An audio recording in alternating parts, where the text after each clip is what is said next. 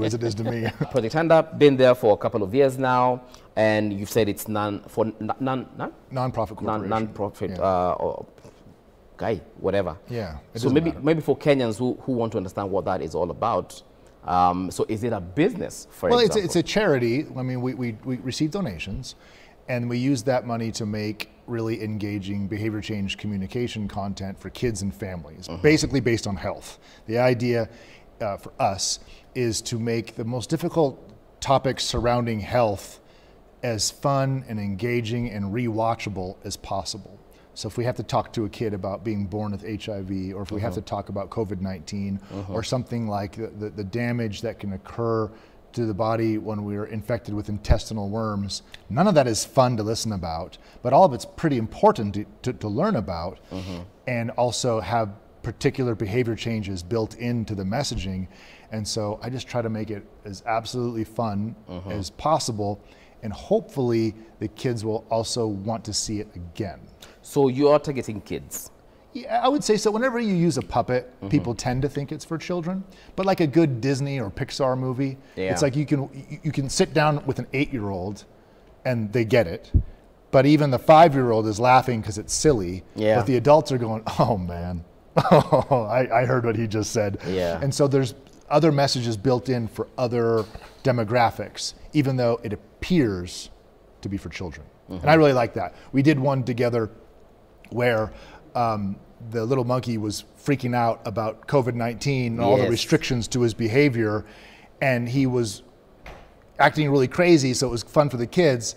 But at one point, Dr. Pramoja said to him, you don't have to do all of those things. You just have to wash your hands. Yeah. And the little monkey said, maybe I've been reading the wrong WhatsApp groups. Exactly. Now that's obviously for the adults who are just like, I believe if you just kids are not on WhatsApp. Yeah. But adults have been reading this fanciful nonsense, quack medical advice on their WhatsApp groups. And that's just a little message to them like, oh yeah, maybe I should be listening to my doctor. And Dan, I don't know, which video do you have ready? You told me you have 2 videos. All right, maybe we can just, I understand we have an issue with the audio, but if you can just play whatever you have. You can do the audio. I can do the audio. Yeah, here, I have an idea. I cannot do the Terence one. I know, here we go. So as you get Bali, for the audience, because they're watching Terence Creative on... no, we did stop watching Terence Creative. No, let me just show them. The show is not about him, it's about me. But I was hoping to see you. Do you have the video where he actually appears? Or he's coming up in a short while? I'm in that scene, I suppose, but it's mostly, Terence is a genius. Yeah. So the whole show is really... So there you are without the beard. Oh, there it is. I'll do a magic trick in this. Watch. Oh, you were doing a magic trick. It's going to happen in just a second. Yeah, so you're also a magician. Watch. I'm going to say, pesa otas. Pesa otas. So how did you make the money grow large, suddenly? You promise not to tell anyone? All right, so clearly I can't, because about 1 million people are watching right now. All right, here we go. So, all right, so as we get the other video, Darren is holding a puppet right now, and this puppet is called Bali. Bali is a monkey, and like you said, he's a silly monkey. Cheeky monkey. Cheeky monkey. Yeah. All right. Yeah. So what are we doing now? So what we wanted to do with Bali is you have to wash your hands at so many different interventions. For children to know, it's really about the timing of when you wash your hands, not how you wash your hands or whatever. It's really about when. Okay. And so when I was writing the script, I was like, oh, it's overwhelming, all these things. And I almost wrote the script to have him complain. And I thought, no, he should love it. Every opportunity to wash his hands is like a party. Right. And so at one point we said, after using the toilet, it's also a party. And then you started to sing, party after party, party after party. So I want you to do it in Bali's voice, and I'll lip sync. We're singing. It's not party after party. It's party after party. Party after. Okay. Ready, go. Right. Ready. Let me make my voice. So before I do it, let me just tell guys that I actually do the voice of Bali, in case you've been wondering why your kids are laughing whenever he comes on screen. Okay, so party after party, party after party, party after party, after party after party. Okay, that's it.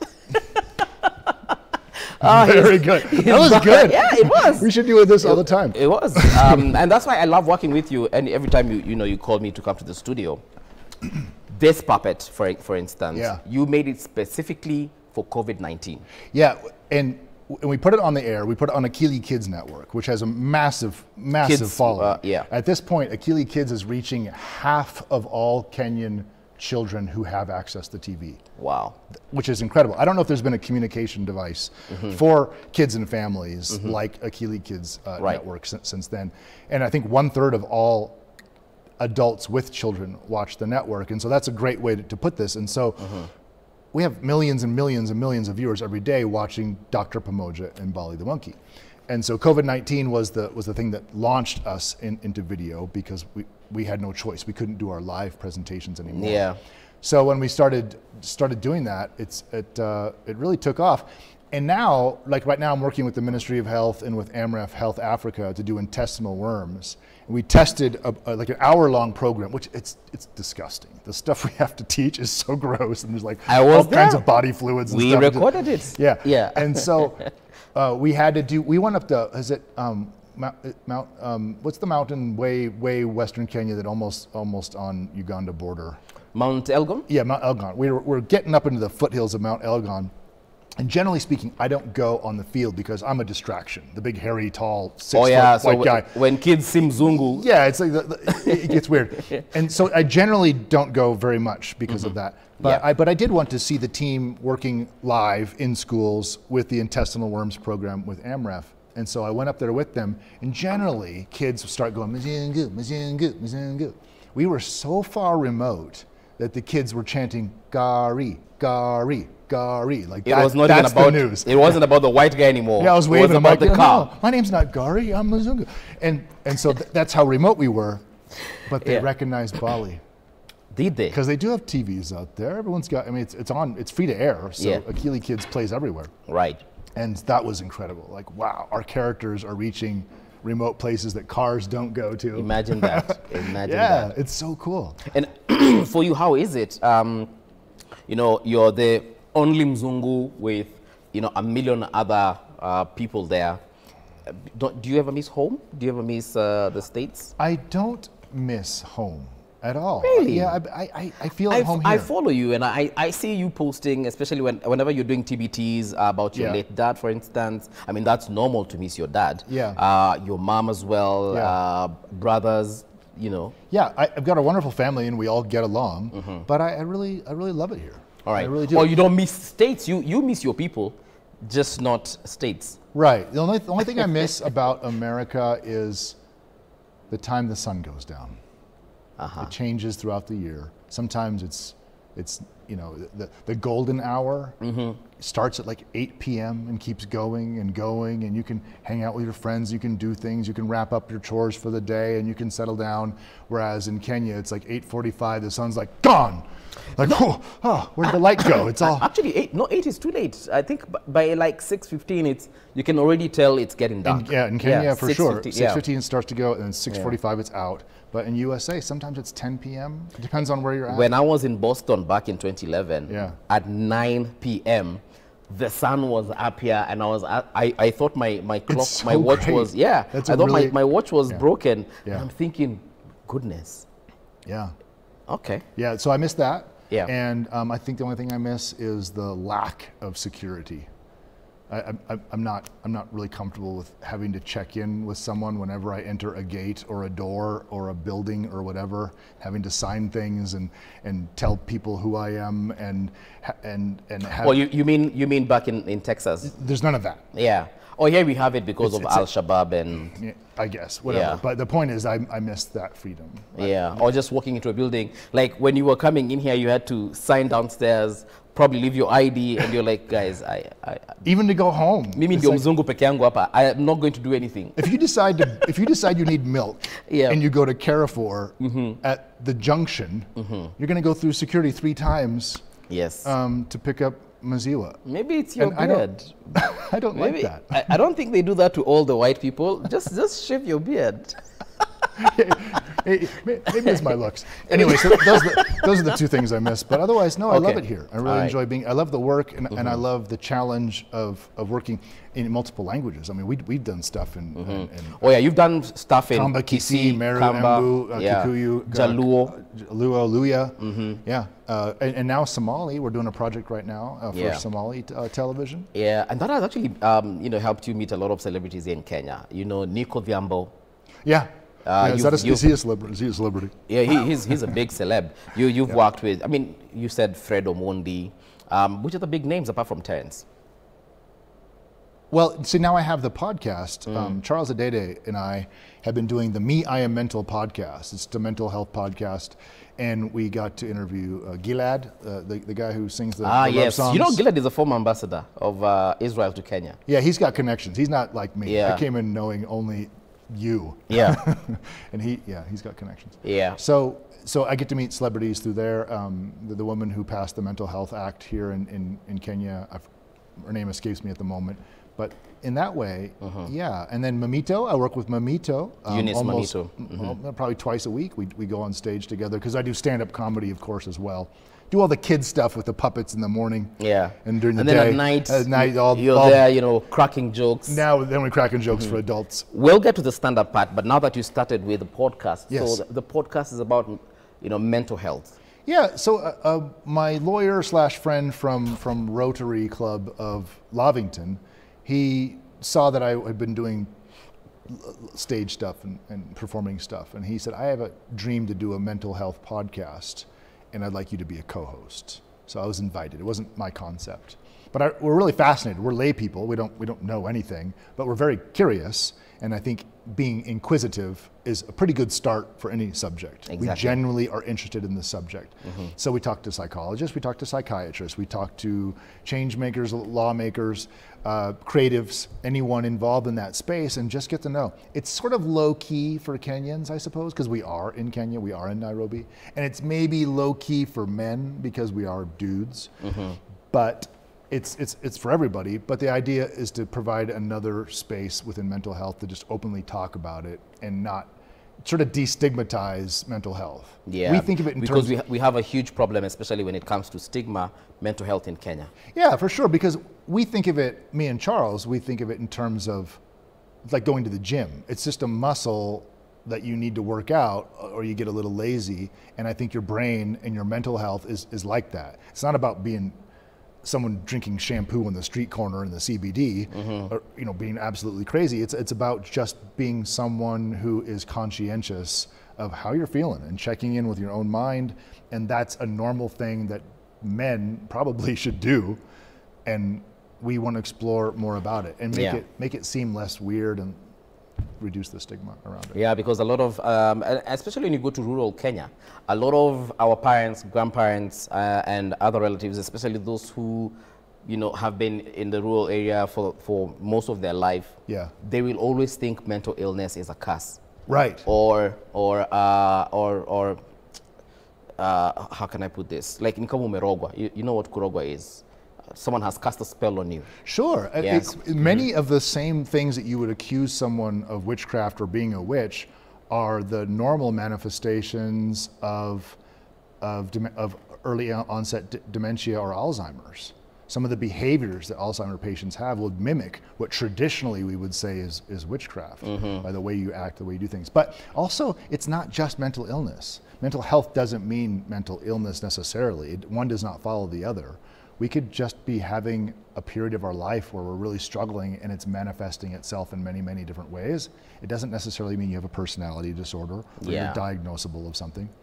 And what was fascinating about it is as soon as we started the podcast, I was mentioning it to some other professionals, and the guys were like, hey, can we get the phone number of that last therapist? And I was like, why? And the guy said, my buddy just texted me, said he's feeling suicidal, and he just came from a funeral of another buddy of ours who had just committed suicide, and it was all based on gambling addiction.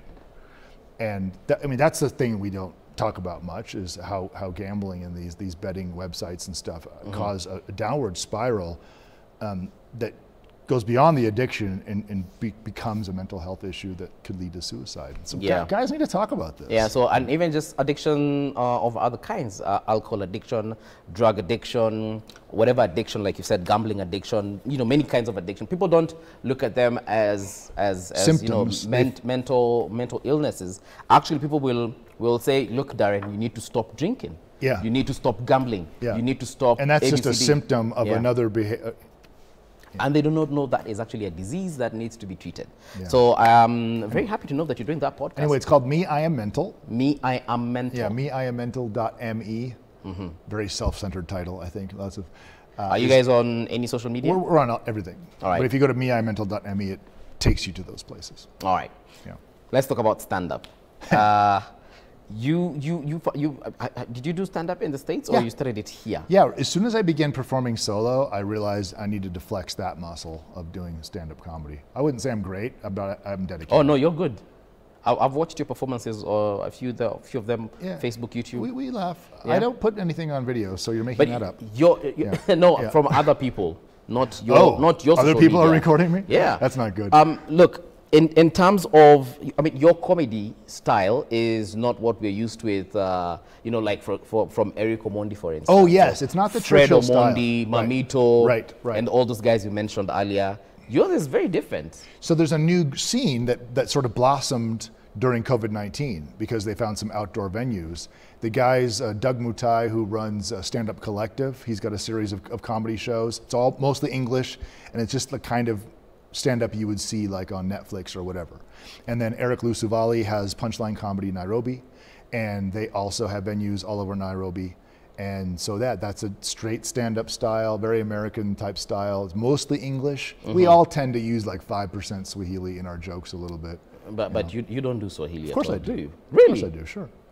Yeah. Unaweza ongea Kiswahili? Kidogo. Kidogo. I mean, yeah. Okay. Nina Soma, Leo even. I study every day. That was so American, Nina Soma, Leo. Yeah. I do a terrible accent. I think people hate my accent, honestly. But considering you've been in this country for a very long time, I expect your Swahili to be better. But no, it's so funny. Did you know when I first came here, I drove myself exclusively. I drove my own car. I was pulled over 11 times. By cops? I was arrested. Because you were driving on... I was arrested twice. I was taken to Central once. Central Police Station? Yeah, and I had cops pull guns on me one time in 6 months of driving myself in Nairobi. Pulled a gun on you? Yeah. I thought that only happens in the States. Do you know why? Do you know why all this happened? Why? This is all true, by the way. I was driving a Pro Box. Okay. I thought that was... Why?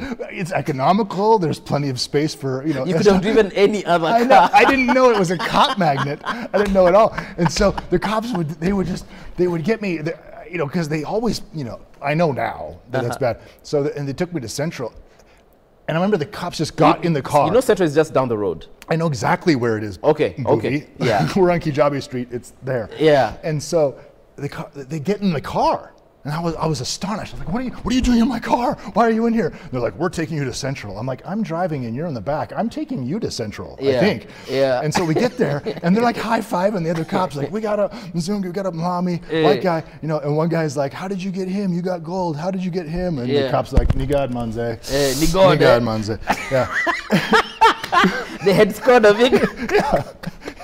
And so, I did good. Yeah, and so that's been my experience. But anyway, yeah, I use Swahili in the jokes. Okay, all right.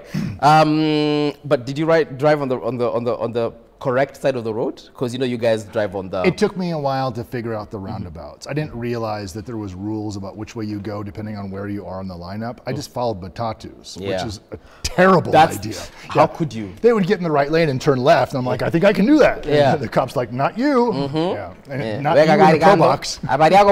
Yeah. Good stuff. All right. So, when is the next performance for stand-up? Are you going to be there or?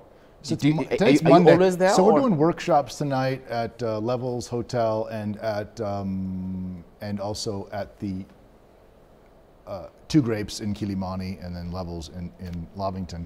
And then Wednesday will be Two Grapes, and then Thursday will be Brioche on Raptor Road, Brioche. And then Friday we'll probably be back at Levels, and Saturday at Levels Hotel. That's just right kitty corner to Gecko. Yeah, at the Chemi Chemi bar. When do you ever get to sleep, Darren? Look at these. The eye bags. It's exhausting. I haven't had a day off in months. I mean, I've had one day off maybe in the last 2 months. Yeah. Deadlines, but I'm enjoying it. One thing I like about you is that you literally live in the bush. I live in a manyatta. Yeah, Kitengela glass. Have you been to my house? I've never been to your house. Okay, yeah. I've never been to your house. Even you would have to duck to get in the front door. The front door goes up to here. It was actually built by Maasai women like 30 years ago. Right. But instead of like breaking it down and building it back up, they just, when it would break down, they would add a little bit of concrete. Yeah. So it's like half like mud and cow dung and half what is whatever. What is it with Wazungu and just living in the bush? It's not Wazungu, it's just me. Yeah. I grew up in the forest. I know as a lot kid. of white guys who just live in manyatas. Yeah, they sure. live in the forest. Yeah, but I grew up in the forest when I was a kid. I grew up on the edge of the Olympic National Park in Washington State. Okay. If anyone has ever seen Twilight or read the Twilight books, that's the exact neighborhood I'm from, where the vampires and werewolves are from. Yeah. And so I just really enjoy being in nature. I'm very comfortable there. Yeah. I'm not. Because you live with baboons, you live with the hyrax? I mean, we don't share a restroom, but there's a peacock. No, you do actually. I think you do. You guys just go to the bush and do your stuff. Don't tell everyone too much. But no, seriously, because I have an outdoor every time I'm on your Facebook or on your Instagram, there's an animal in your house, in your kitchen. That's true. Yeah. I've had a lot of animals in my house. I was taking a shower outdoors. I have an outdoor shower. Yeah. And you see, told you. I was rinsing off my face, and I looked up, and there was a Sykes monkey like right there. Yeah, just watching you. I'm like, I love that. I love being, I don't know. You're not afraid of the? I love people. I love animals. Of the dangerous animals like the carnivores. Yeah, the carnivores are more interested in eating other animals. You do not guys with a leather belt and cologne and they don't like that. That's not what they're after. Yeah, I'm not afraid of animals at all because they're quite predictable. They have very distinct patterns of what they want to do and what they're trying to accomplish, and it's almost never eating this guy. Because I like a lot of times I'll watch your Instagram and you have taken a picture of a lion footprint, and I'm like, what is wrong with this guy? What's wrong with you can rent an apartment in Mlolongo for 10,000 shillings. Yeah. Why do you have to go all the way to? What is more likely to happen? A lion eating you, jacking you for your telephone, or someone in Kawangware jacking you for your telephone? There's so many incentives for humans to do you wrong. There's only one incentive for an animal, and that's if it's starving. Hungry, yeah. Really starving, and its parent has already trained it to kill a human. Okay. Generally speaking. Most lions are not trained brought up humans. to take down a human. Right. And they're scared by like loud noises. You go like this to a guy with a knife, he'll just look at you. He'll be like, Kuja. Yeah, kuja simu. Leteo simu yako. Yeah, there's just, so I'm much more hesitant around people than I am around animals because I think they're pretty predictable. All right, good stuff. We've come to the end of the show. It was awesome hosting you. On TV, I've done it on radio before, but at least on TV, I think it's a whole different experience. Yeah. How can we reach you? How can the audience reach you? In case social media, wants to... Darren Around the World. Yeah, Darren Around the World on Instagram is probably the best way. And then the website for what we do, the behavior change communication for families, projecthandup.org. That's sort of how to find us. I think that's being updated soon. And then meimental.me for the podcast. And then you can find me at Stand Up Collective and Punchline Comedy Nairobi for the stand-up stuff. But we're really passionate about helping any organization who wants to find a really special way to reach kids and families through the connection with the Keeley Kids Network and what you and I do together. Right. I'd love for people to reach out if they've got a message, especially a difficult message or a message that is uncomfortable or culturally challenging to confront. I think right now you've done almost, not everything obviously, but a lot. You've done HIV and AIDS. Oh yeah. You've done, like you said, intestinal worms. We've done COVID-19. The next project venereal diseases, anything? No, not for children, but our next thing we're tackling is actually child sexual abuse. And that's going to be a real challenge because making that lighthearted in any way is going to take a special touch.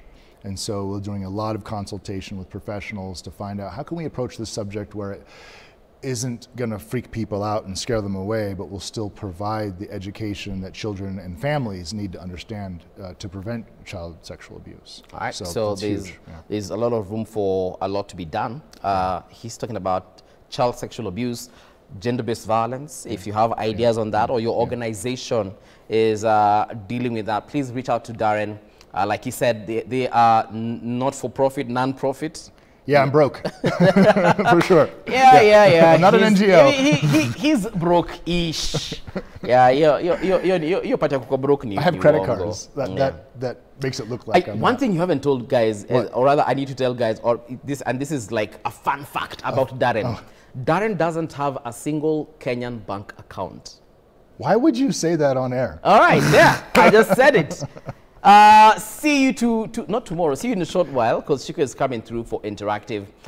So if you have anything that you think was trending or is trending currently in the last 48 hours or so, let us know. We'll definitely try and highlight that. Otherwise, don't go too far. We'll be right back. Thank you. Karibu sana. You know, I still can't believe it.